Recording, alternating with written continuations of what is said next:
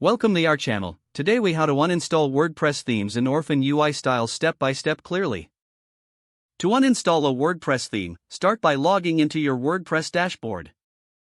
Navigate to the Appearance section on the left sidebar. Click on Themes to view all installed themes.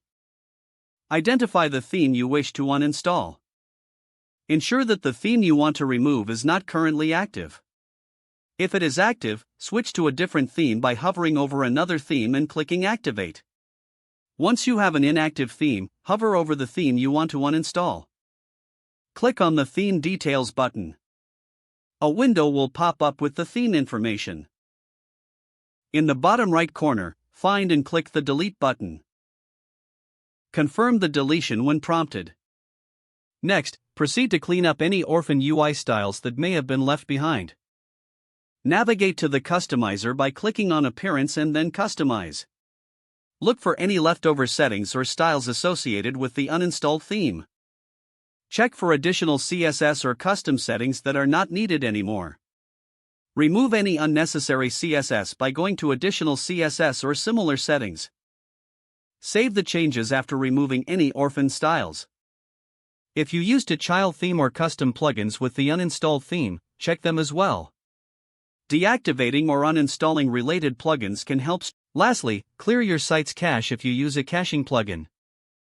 Verify that your site looks clean and functional after the uninstallation process. If the page does not load, refresh the browser or try again in a private or incognito window.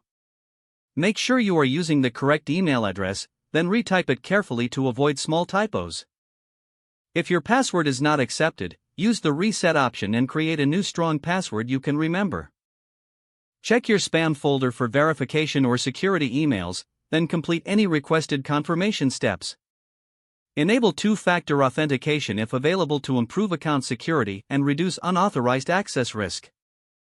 After signing in, review your profile details so your contact information and settings are accurate and current.